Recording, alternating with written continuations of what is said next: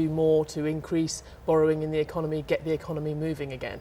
So what this is trying to sort of get cash out there directly by going out and buying stuff. In effect, that's what the Bank of England is going to do. It's going to sort of create money out of thin air and go out and spend it and get it in the economy that way.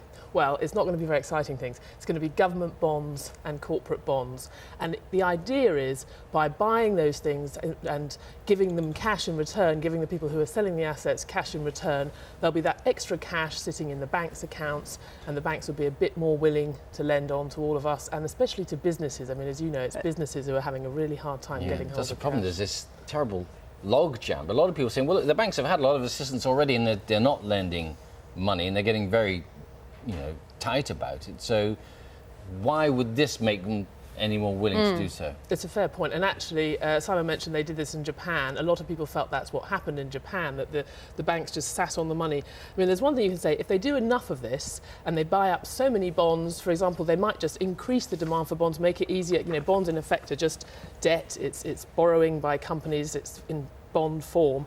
If they increase the demand for those kind of bonds, in effect, they'll be lending directly to companies. They'll be helping companies to borrow money that way. So if they do enough of it, I think the Governor of the Bank of England, Mervyn King, thinks it will work, but he'd admit they don't know how much money they're going to have to spend. No, it's all a theory at the moment, isn't it? A lot of people writing in to say, what's the point of encouraging us to spend? That's what got us into the problems in the first place. It's a very good point. I mean, even the Governor of the Bank of England has said that. There's a strange situation where, because the economy has slowed down so much, that even though we know in the long run we all need to save more and invest more in the economy, we can't carry on the way we were the last few years. If we start all saving more now, which is in effect what's happened, the economy is going to grind to a halt even more and for even longer, and we won't get out of this mess. So there's this weird thing where we're supposed to be spending a bit more now, but saving more in the long run. Some people confuse as to the credit card interest rates, because they're saying that the Bank of England rate keeps coming down, but they're having to pay more interest on their credit cards. Yeah, that's been something throughout this, and as you said, it's part to do with this logjam in the financial system. There's this big gap that's opened up between the rate that banks can get from the Bank of England and what they charge to all of us. The real problem is that they're just wary of lending. They're much more nervous of lending. It's not like the times when they were sort of deluging us with letters saying, please take another credit card. Everything's turned on its head. I'm afraid that means that cuts like today won't necessarily get passed on to credit card borrowers. Right, or of course help the savers. Scott in York says, well, it makes 2 points. If printing more money, give it to low-income households, not banks. Why can't we have separate interest rates for savers and borrowers? God, that's a good question. Well, they do have separate interest rates for savers and borrowers. Oh, you mean from the Bank of England?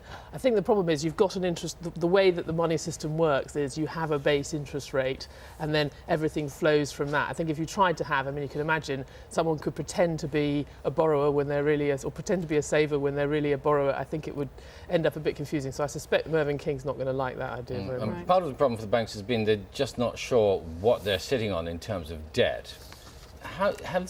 Are they working it out? Will they ever work out how toxic their paper is? It could be a long time. That's one of the things that the government certainly needs to try and get a handle on, because as long as there's all this uncertainty, as you say, the banks are that much more nervous of lending out into the economy. But it's one of those big. The trouble also is a lot of these things, they weren't toxic to begin with. They were perfectly good loans that these banks made, but if you have a loan to a company and then there's a recession, well, suddenly that loan can turn bad because the company's in trouble. But in terms of the unknown packages that they had, where they bought these things that were all mixed up together, if they still haven't worked out that, then no amount of quantitative easing is going to reassure them, is it?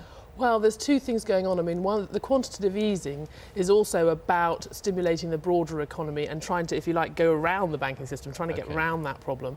At the same time, you have negotiations going on all the time between the government and several banks, trying to value some of these assets. Possibly the government's going to insure some of these assets so that the banks feel, OK, we don't have to worry about the losses resulting from them.